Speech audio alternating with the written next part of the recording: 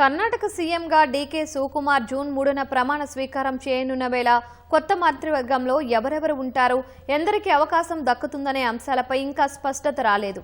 మంత్రివర్గం ఏర్పాటు విషయంలో ఇప్పటివరకు అధిష్టానానికి ఎలాంటి అధికారిక ప్రతిపాదనలు రాలేదని కాంగ్రెస్ అధ్యక్షుడు మల్లికార్జున ఖర్గే స్పష్టం చేశారు. ఢిల్లీలో మీడియాతో మాట్లాడిన ఖర్గే, సీఎం ప్రమాణ స్వీకారం ముగిసిన తరువాతే మంత్రులు, డిప్యూటీ సీఎంలు కీలక పదవుల కేటాయింపులపై నిర్ణయం తీసుకుంటామని వెల్లడించారు. కీలకమైన చైర్మన్ పదవులను ఇప్పుడే భర్తీ చేయాలా వద్దా అని విస్తృతంగా చర్చిస్తామని ఖర్గే పేర్కొన్నారు.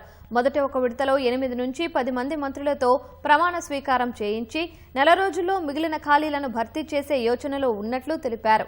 ఆశావహులందరికీ న్యాయం జరిగేలా నిర్దిష్ట కార్యాచరణపై చర్చలు జరుగుతున్నప్పటికీ సీఎం దృక్పథం ఏంటనేది ప్రతిపాదన వచ్చాకే తెలుస్తుందన్నారు. మరోవైపు డీకే సీఎం స్థానంలో కర్ణాటక ప్రదేశ్ కాంగ్రెస్ కమిటీకి కొత్త అధ్యక్షుడిని ఎంపిక చేసే ప్రక్రియ కూడా ప్రారంభమైందని ఖర్గే అన్నారు. రాబోయే ఎన్నికల సవాళ్లను ఎదుర్కొనేలా పార్టీని బలోపేతం చేసే నాయకుడికి బాధ్యతలు అప్పగిస్తామని తెలిపారు.